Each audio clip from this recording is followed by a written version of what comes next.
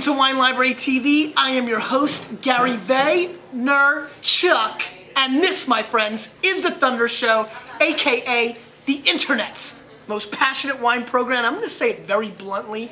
This may be my favorite guest of all time. And this is why he's laughing. He doesn't even really realize probably how much I enjoy what he does and respect him from afar. We definitely know each other, but not in the deepest sense of the word. We have what I think is one of the more intriguing wine personalities in the U.S., in the world, and I'm going to let him introduce himself to you guys. Mr. Bohr, thank you for being on the show. Great, really great to be here. Great to be here in my place, actually. Yes, tell Thanks them. so much for coming here. Well, I appreciate it. We're airing the show today, actually, so they're going to see 2 more episodes in this setting in the future. Why don't you tell the Vaniacs out there who you are? Let's get into your career a little bit, because there's not a lot of people in more, let's say, I'm really fascinated by, but you're one of them, and I think, we should tell the story. Oh, thank you very much. My name is Robert Bohr. I'm the wine director here at CRU in New York City. We opened the restaurant 4.5 years ago, and what it was the idea, the genesis of the restaurant was there was a place here before, a restaurant called Washington Park. And I'm going to jump in real quick, where Lizzie and I had our first date. All right, that's right. That table right there. 23? 22. 22.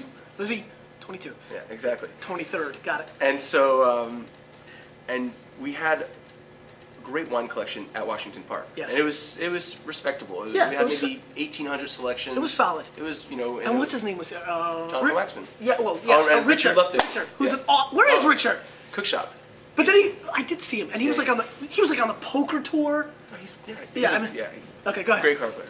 So, what we wanted to, that restaurant was open, big, loud, airy, brasserie, bistro kind of style, and we felt like we needed to make it more intimate, take out a lot of seats, and really make the food and atmosphere commensurate with the quality of the wine. And so that was the reason we got a great chef in Shea Galante, former chef de cuisine at Boulay. Before that, he worked at Floridia. So he's got this great combination of the soul of Italian food, which I think is so important, but with the precision and technique of French food. Sure. And so I think that's what makes the cuisine here, for me, so special.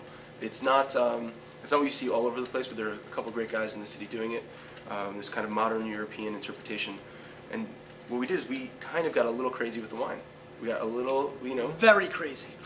I mean, really, there's really 2 major wine programs in this, in the city, with Veritas and you guys, and you guys came out guns blazing. Yeah. I mean, you came out guns blazing. I mean, it was a huge buzz in the industry. I mean, the book, and just crazy stuff. It was fun. The opening was great.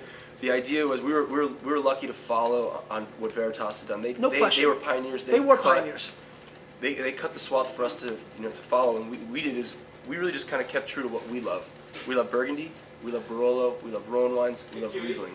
I mean, that's kind of where we're at. We have everything else, but really that's the strength. That's the strength, and it happens to just work so well with the food here, right? The first courses, crudo, great Riesling, white Burgundy kind of style. We don't have steaks or lamb chops or any of that kind of stuff, so we don't really have a place for the big gun wines. We have them because people like to drink that, and people should drink whatever they want. Where's the Screaming Eagle? Right, they should have it if they want. God bless them. Exactly. So, but we focused the wine program around what we like, and it just worked out that it worked with the food. It just happened to work, and we're lucky. And I imagine the chef moved in more of a direction of the types of wines that we were consuming here. And no question. And I mean, honestly, if you're in New York City and you're into wine, you need to get a reservation. I mean, I don't plug, but this is a place you've got to just see the list. I mean, don't order anything. Just order a soda. I don't care. You got to look at the list. You can look it online. Right. We should link that up. That's true. Let's link that up. Take us back before that. Sure. Because I do like your journey. Where were you before? Well, I have to say that a lot of my good fortune has resulted in a partnership with Roy Welland, who's the principal owner of the restaurant and whose wine collection this is. And I knew him through working at Nick and Tony's in East Hampton. And about 10 years ago, it was '99, I started helping with their wine program and being their weekend sommelier. Going out there, I met some incredible clients. That's why you know Liz so well? Exactly. Got it. And so I met him there. That turned into Washington Not my Park. Liz Willette. Awesome. Go ahead. That turned into a whole bunch of stuff. The Nick and Tony's connection, I met a lot of private who then became private clients. They were How good did you get to customers. this? Take me. Okay. You know, I'm super sorry. No worries. I'm into it. No, Let's go back. I mean, where did you grow up? Jersey. I knew I liked. Right. I didn't even know that. Where? Parsippany. Oh, man. Actually, Lake Where the Hiawatha. Where the Parsippany card show on Tuesday night was? The baseball card show? You don't know about Totally. that, but did you know about that? Oh yeah, it was in Lake Hiawatha. Yeah. So you grew up in Jersey. Yeah. And how did we get into the wine world? You know, I always had maybe a penchant for spending more money than I actually possessed. So I like nicer things. Even at a young age, my parents said, you know what, if you want to buy, you know, the type of clothes that you want to buy, you're going to have to get a job. You were stylish. You know, I had a lot of rich friends. Did you have the Z Cavaricis that you would like roll up? Do you remember this thing? Do you remember that? I totally remember it, but Okay. I grew up in a neighborhood. If you were Irish Right. or Italian, and Right. we were Irish, so it was. We didn't have the Cavaricis. Wasn't us. It was more like if you had money, you bought like Ralph Lauren. That was the status thing for us. And So that's what you did. That's what I wanted. My parents were like, I'm not spending $80 on a shirt. You're ridiculous. Get a job. So I got a job as a busboy in a restaurant. Which I was one? 13. It's called Villa Melisse in Lake Hiawatha. I walked to and from. I was a kid. Awesome. Worked there until I graduated high school. So it was about 4 years. Continued to work in New Jersey while I went to NYU for a couple of years. Yep. But I was living in Brooklyn, working in New Jersey. It was a disaster. That's brutal. It's brutal commute. Living on the subway and the bus. So I found a job briefly at Tavern on the Green. Crazy. 2 months. Couldn't do it. Too insane? It just wasn't about hospitality. You know, it wasn't about. There's a pumping them out. It was just, you know. You don't want to. Whatever. I understand. I respect it, but you know. Patrick Clark. I worked with him for 2 months, and the guy was a genius. And you know, he did. It just wasn't your scene. It was my thing. And there was a manager there who took me under his wing and said, you know what, you should go to a place that's going to really appreciate that you give a damn. So he sent me to Gramercy Tavern. And that was it. That started the whole thing. It was I look at that as, I worked in the restaurant business for 8 years before then, but that was really, I usually begin my chapters there. That's the story. So many have, huh? I didn't even realize you did, actually. Are you kidding? The Danny Meyer philosophy has changed my outlook on life in a way. It made me feel that you could be proud of being in the restaurant business. Because now it's fancy and cool. But back then it wasn't. No, I was apologizing to not go to law school. I graduated from college and I was going to go to law school, and I had this great opportunity that I was like, you know, I love wine, I love hospitality. And you got into wine where? I really got into wine. My grandparents drank wine. My parents don't really drink a lot of wine. My mom doesn't drink wine at all. My grandparents drank wine every night. There was always a glass of wine on the table. It wasn't great. It was literally gallon jug, Paul Masson Chablis. Smiling at you. Totally, like just you know, Paul. it was crazy. But when I was 5 years old, I had a little glass set at Thanksgiving, and I had a little half glass of. When did it rejuvenate? Really, Gramercy Tavern was you learn so much every day. Yeah. You know. And Greco? Paul Greco's the wine director. He was first a captain. He was a punk captain, and he's a. You're still a punk, Greco. He is a punk, but actually. He's the best. But he's a dear friend, and he brought. You hang out at Terroir? A lot. Yeah. Great wine bar, by the way. Another plug. Kill Let's it. link that up, man. Tonight. We're going. You got to go tonight from midnight on. It's great. Oh, I know. I got the email. Totally. It's going to be sick. So. Are you going, Bet? He's totally. Richard, you're going. I'm going. I'm going to go. Okay, go ahead. Crazy. Go ahead. So anyway, he introduced, you know, we make fun of Paul all the time because this is the stuff we drink, right? This is the stuff this is what gets me excited. Paul gets excited about like oxidized Uruguayan, you know. That's why I love him so much. It's crazy. And he'll blind you on Tasmanian Chambershon and be like, what do you know? And he's like, why? You don't know Tasmanian Chambershon? No doubt. That's his scene. That's his thing. Because he humbles the living crap out of you. And you're like, totally. I mean, when I go there, I legitimately like taste like New Jersey, like Pinot Gris, just in case it happens. And it's not. Because you know you're going 0 for 4. Oh, you're going 0 for 4. You know, it was a tough place to take a date because he would make you look like a total jackass. Yeah, you're like, this is the guy knows anything about wine? Wrong. Yeah. So he was a big influence too? He was a huge influence.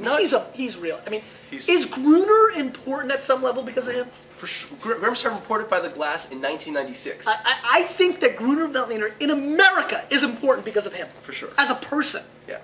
Crazy influence. I'm going to do that for root beer, I decided.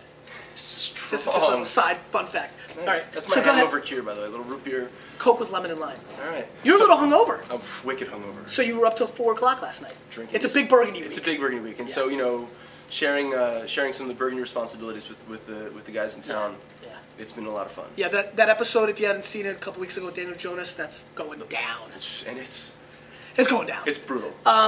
So you're there. So there, learn a lot. And I had this opportunity. A friend who's a captain at Gramercy was opening Babbo, and he was a general manager. And he said, "I need someone to help that I know can kill it." Yeah, that I can, Yeah. And I said, "I don't know that much about Italian wine." He goes, "You can figure it out." So I said, "All right." And you figured it out. I had to. Yeah. And back then, especially. And when was this? This was 1998. Think about Babbo Italian 98? wine. 98, June 98. Oh, Just man. think about what Italian wine was in 1998. It's not what it is today. I mean, I think a lot of the success that I've had was because I chose Italian wine first. If I'd become one more French wine specialist, I would be swimming in a really large pool of really talented guys. But I started Italian. Let me make a quick statement. Mott, we're going to do something pretty rad. I'm making this a two-parter and a Saturday episode tomorrow. The first, is that the, I think it's like the second. Second. Mott, you're good. We're going to make this a two-part. I'm having too much fun. All right. We're getting into the wines here. So anyway, in a nutshell. Saturday. My first sommelier job, Babbo. This was 1998. I was 24, and I was working like, it was crazy. I mean, Babbo was like, it became Spago overnight. Oh, no, I know. I mean, it was every superstar was there. It was the most impossible. Were you like, this is the greatest thing of all time? Greatest thing, but working 7 days, like sleeping on the banquettes. But you're like, oh crap, Elton John's here. You know, Crazy. you know, it was sick. But Elton John drinks white zin. dude, it's like for me, it was like when like Bono and the whole U2 guys were Yeah, hanging I out heard late night with about Mario that, because yeah. like Mario That was he's crazy. Yeah. He's so much fun. That was the scene. That was the first. That was 10 You got years heavy into Italian wine. Brunello? Brunello caught you hard? My first visit in Italy in this year in 1998 went through Italy, then traveled around through Italy. Piedmont. My first visit with Bardo Mascarello, Giovanni Conterno, Roberto's father. Incredible. I really got bit. And I worked really hard at it. And so I did the Italian wine thing for a while. Jean-Luc and Danielle wanted some Italian wine help. He said, "Listen, I need a little help." We met at Italy. I said, "All right, how about we'll do a little trade. You teach me a little about Burgundy. I'll teach you a little about Italian wine." And I went there, tasted crazy stuff. Crazy stuff. Jean-Luc's a good dude. He's a good dude and he's strong. Is he still doing retail in New York? Yeah. What's going on? Yeah, Good dude. Yeah, strong. Okay. And so that was how I got into Burgundy. That was 2001. And that bit you real hard. And then that's when it coincided. I met Roy Welland. We started traveling together through Burgundy. I don't know Roy super well. He's a well-off-to-do guy, clearly, but a heavy collector. Heavy collector. You know, when we first met, I think he probably had 10,000 bottles. We opened CRU with 65,000. We have about 150,000 now. Yeah. I mean, it's pretty nuts. Stupid. We have a warehouse. In a slang term, like awesome. Crazy. Yeah. So that's the whole. That's how I got here, essentially. Really by the grace and generosity of Roy. Gives me the platform. You met him at? I met him at Nick and Tony's at the summer, just hanging out, and where I met a lot of my private clients. So I have a private wine consulting business, which I partnered with two sommeliers, Dave Beckwith, who worked also with Babbo and at Zacky's Wine Auction, and John Slover, who opened Washington Park and CRU with me. The three of us consult for a lot of guys who have a lot of passion, a lot of money, but not a lot of time. And you know, and want to be in the know. They want to be in the know. And want to make sure they get something like that. Oh, they're not going to see this episode yet, but like that Whiteberg that I just tasted. Sure, right? yeah. 900 to 1,200 bottles. Or if need to be in if they want to go see Jean-Marc, they call and say, "Hey, listen, I'm going to be in Burgundy. You know, help me out." And so that's kind of what we do. We just kind of help guys. And that's a fun part. It's actually an best part? extension. It's an extension of It's what you do at family. the restaurant. Yeah. But you get to do it. You get to watch someone's evolution. Grow from coming in here, having some bucks, clearly wants to know. Absolutely. Order something off the list like a Harlan, which great stuff, don't get me wrong. Totally. And then watching them really educate and learn and taste. And go all over. Not and that watch their taste Harlan's evolve. amazing. Just and watches their taste evolve. I mean, that's the coolest thing. Let's talk about that a little bit. We were yapping, you know, a little bit earlier. before. Yeah. You know, there's this whole big thing around us nerds that you end up in Burgundy. Yeah. And, you know, you're a big Burgundy guy. Huge. And I'm a very big fan. I've made enough statements about that. But, you know, you know me. I'm a little bit more like, I'm really pushing for a culture change. Yeah. Talk to me about Sanjo and Nebbiolo versus Pinot Noir for you. For me, I think Nebbiolo and Pinot Noir are the champs. Either the champs and their kin. I think it's a lot to do with... A lot of people think that. Well, a lot of people are smart. Did you just call yourself smart? Yeah. Okay, keep going. I did, but I didn't mean to. Don't worry, I do stuff like that all the time. No, I'm shockingly handsome. Handsome. All right, keep going. Again, hungover. I think we're like... Let's keep it fair. All right, keep going. Please. So anyway, so it's not just that the varietals, I think, have a lot to do with, have a lot of kinship, but it's how they're grown, the place, the respect for tradition that happens in Piedmont is similar. They're farmed, it's monocepage, it's grown in specific plots, and there is, of course, there are different schools of traditional, modern, and we've probably talked about this 100 times, and that exists in Burgundy just like it does in Piedmont. But the idea is that there is a respect for, there has been a long tradition of site-specific wines, both in Piedmont and in Burgundy. Not as long as in Burgundy, not as obviously. long. Are you of the belief, which I have not probably, the more, really hearing you articulate, and it's been something that's been sitting in my craw, are you of the belief that Barolo is obnoxiously underrated? Completely. Like, do you think it's ludicrous? It's ridiculous. I mean, do you feel like it's blatantly obnoxious? Let's take what I think to be the greatest producer in Barolo, Giovanni Quinterno. Giacomo Quinterno is, for me, the best producer. The guy. It's, I love Vietti, I love Mascarello, of course. Mascarello's got, there's a lot of people who just said, oh, there's some people, Mascarello gets a lot of course, we've all got I mean, I like the Jets, Mott likes the Giants. It's okay, I like the Cowboys. Mott. Long story. Okay, we're going to get to that story.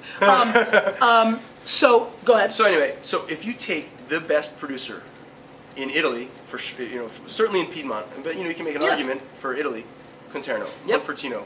For me, doesn't get better, right? Right. And you compare that to and that La comes Tâche. Out at, let's say 400, 425, 450, something like that, 80. whatever. Yeah, I mean you, right? Whatever. Go ahead. I'm trying to give you a little more margin. No, I don't like it. Yeah, scared of margin.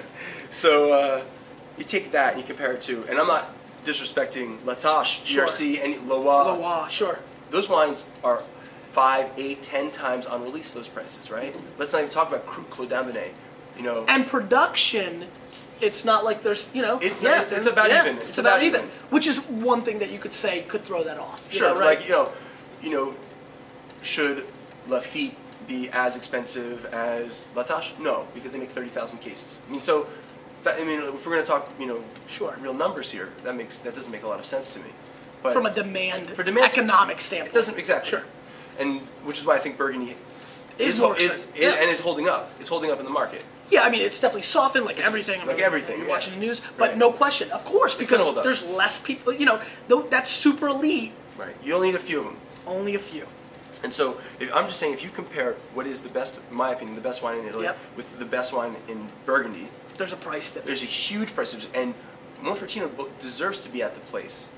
It needs to be at the table with the Chauves, with the Roumiers, with the Rouleaus. Those guys need to be at the same table. So if you've got a collection and you've just got Bordeaux, you've just got Burgundy, you're missing out. You're missing out on all the great stuff that Soldera has to offer, that Quinterno and Vietti have to. I mean, it's crazy. Why limit yourself? Vietti is an interesting producer because Vietti is a producer that makes a lot of good wine under $50 compared to Soldera or Sure, and those guys kill it in Barbera. Kill it. Kill it. If you're eating pizza and you're not drinking Barbera, you're an imbecile. Agreed. So. And Vietti is just rocking. It's a go-to. So, I asked you to pull one wine that's outrageous signature of kind of what it's about. I see that there. I'm very excited. But I really wanted to talk to you about what I think this kind of place really brings to the table. I think in 2009, the economy, markets getting face beating, blah, blah, blah. This is a great time to really talk about wines by the glass. Yeah. And, you're this serious guy, serious knowledge base. I was curious, and I thought it would be curious for the maniacs out there. What are you pouring by the glass here? What kind of decisions are you making? What are we looking at?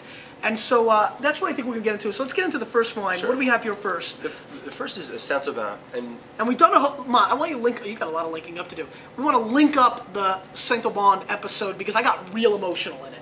I hope so. I did. And who do we have here? This is a reasonably new Yeah, Négociant, Dumonty. It's a play on the Domaine Dumonty, the classic famous guys from Volnay. Yep.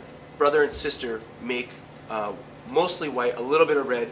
Surgamay. Premier Cru Vineyard in Saint-Aubin.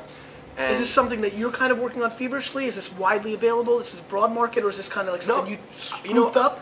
I scooped up a bunch, admittedly. Yep. I liked it. Yeah. I tasted it earlier. I'm a huge That's why you're pouring it by glass. Huge 04 white Burgundy fan. Which you're about to find out I am as well. Yeah. Oh, okay, nice. Yeah. Okay.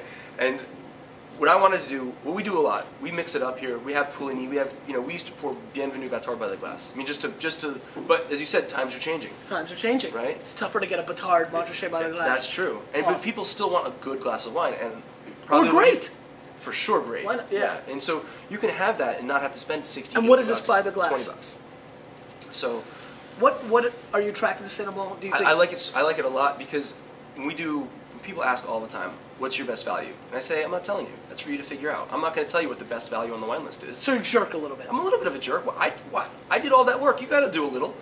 Like plus this way they buy 4 different things. Brilliant marketing. They might miss a few, but when they land on it, I'm like, all right. I give them a little gold star for the night. Yeah, exactly. So what I think is so great about this value is not just cheapness. I mean, it's not exclusively about price. Sure. So someone says $20 a glass. It's a lot of money for a glass. Oh, it's a lot. It's a lot. But if you're comparing it to Premier Cru, Puligny Montrachet, that would be $60 or $70 a glass. And do you sell it by the bottle in the restaurant as well? And what is it? Do you remember? $60. That's a pretty good deal by the bottle. Yeah. So we think that Saint-Gobain has huge, price value, relationship. I think it's just undermarketed. I agree.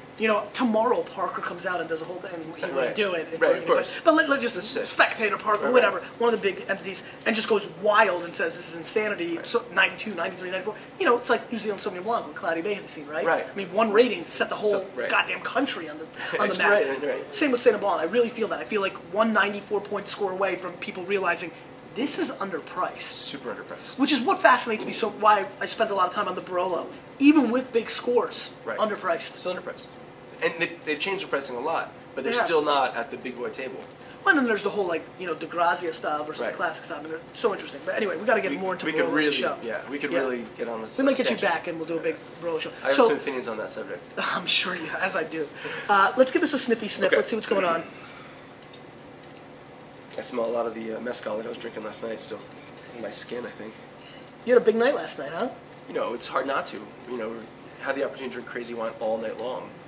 With these top guys. Yeah, And these guys are drinking this is the only time they're in they're usually in New York once a year. Yeah. And so, what are you gonna do? You gotta man up and drink a little. Lemon peel a little bit on the nose. Actually a lot, and that's what I like. And also a little bit of like maybe a Granny Smith apple kind of thing going on. What else are you picking up on the nose? Well, I would certainly mistake this for Puligny because, like you said, this lemon peel, it has this citrus. Which is what always triggers me to Puligny, and that's why I would have. You're right. I mean, this has been the whole classic thing that I got caught on with that. Absolutely. Blind and it makes sense. Humbled. It's over the hill of where Chassagne and Puligny meet. It kind of breaks, and that's where Saint-Gobain is. So it's really quite shocking that it is underpriced and underbranded in the scope of things. It's true, and it's not like it's Pinot Vergelès, which no one can say. Saint-Gobain is not that tough to say. So that's a good point. It's true, right? Yeah. Pinot's got no chance. No chance. You're screwed. Pinot Vergelès, Ile de Vergelès. I call Congratulations. PD. Like on the show, So I think the reason I say Puligny because I immediately get the mineral. Yeah. It just hits me right after I get that pineapple, that lemon, that kind of Meyer lemon kind of zest situation. That's what I get next is the mineral. No question. I mean, you chopped up rock, a little bit like ocean kind of thing going on.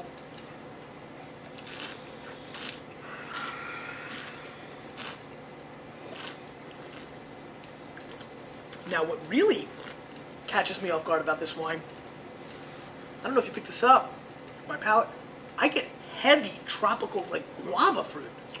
Like, the first thing that came to my mind is this guava, it's a guava mango-esque. Yeah. I mean, I feel like I just got a Capri Sun. I mean, it's really quite awesome. It's got tons of fruit, but what I love about it, and this is a producer's style, Elix de Monti makes this wine, and it is super high tone, crazy acid on the finish. It goes on the finish, and that's why I love the lift that you get. Like a ski lift. Right. Are you picking up any subtleties of licorice on this? Because I just feel like I'm catching a little bit on the back end, which is kind of neat to me.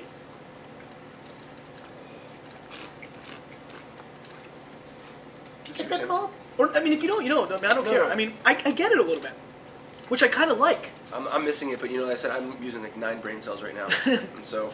Well, I've only got 7 permanent, so you're in good shape. This is a very, this is, listen, I'll be, I love them, but I'll take a little stab here. $20 by the glass, 60 by the bottle. I mean, that's a screaming, and I don't, I'm not from the restaurant trade, so that may be the standard. 4 glasses out of a bottle, 6? Typically 4. So I guess that gets a lot more fair. 80 to 60 is a lot. I was thinking like 6 glasses out of a bottle. But, but when you pour it, you guys go to the 4 play. Maybe 5. No, 4. It's usually probably 3.5. There's a lot of angel share. So you guys really beef it up. Well, 3.5 is a bit. I mean, that's a lot. No, it's not that you actually ever get money for 4 glasses. We probably get money for 3 glasses. Give away a glass, half a glass here. Give a taste here. I get it. You know what I mean? So the things for us, we have to try to use that angel share in the margin. Makes so much sense. But we want people to taste it because we want to go to a table with a couple of glasses and go, what do you want? We give them a couple tastes, and they go, maybe they want the Santo tonight, maybe they want the Gruner, maybe they want the Riesling. Maybe they want the Rioja White. Who knows? But so we lose a lot of margin that way, but it's great experience. No, and the more educated your consumer, you're going to win. We're investing. It's an investment in everyone's wine drinking future.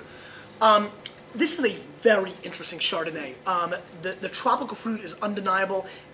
04 has instinct acid levels that are always going to be appealing to me. This is what I look for. I've said it many times. If you're hardcore, you're addicted to acid. We're all addicted to acid. 04 is your game. And 07 will be.